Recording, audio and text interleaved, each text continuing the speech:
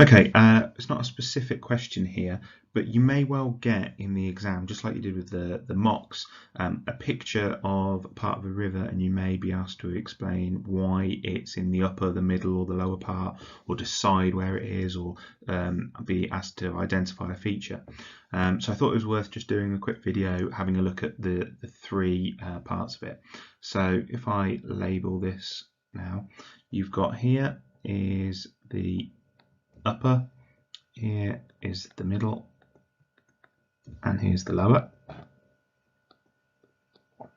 And basically what you're doing is, my top tip here, as you can see, is to look at the key features. Look at things which identify whether it's the upper, the middle, or the lower course of the river. So we'll start on the upper. There's a couple of things that you should really be looking for.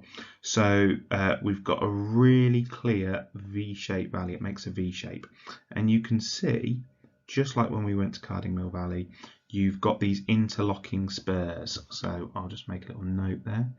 And that's basically because at the top part of the river, and the upper part of the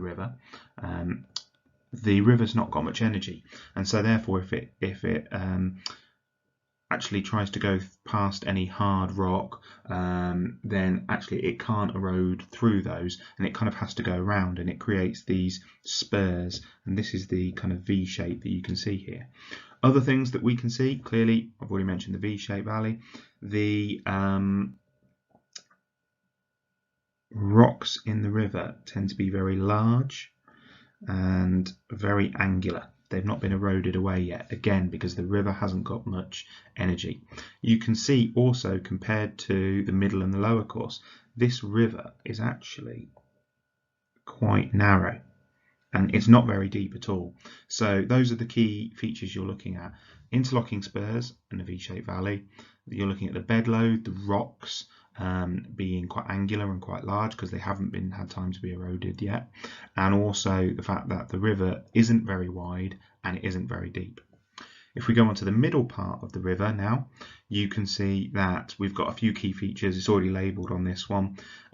You've got a much more gentle valley, but you can see there still are some upland areas, some kind of small hills in the background, and that's because it is the middle part. It's coming from the mountainous region before it gets to the kind of flat lowland. It's got this floodplain on it, and the floodplain is the area, and if I put that in red so it's really clear, it's this sort of area, and that's the area that gets flooded, and that's why it's called a floodplain. It's kind of a flatter area by river. You can see on the upper course you don't have that, it's just that characteristic V shape, whereas in the middle course you tend to see the middle. You can also see that there's certain signs of meanders, so I'll do that in a different colour again. You've got a bend here. It's not a big meander, it's not a big bend, but it's certainly starting to bend, and the river has got clearly wider and a bit deeper, so it's kind of opening out. By the time we get to the lower course that you can see on the bottom right here, we've got really clear that meander that was kind of a small bend in the middle is really, at this point I'll label that on, sort of really bendy. It's really what we call elongated at that point.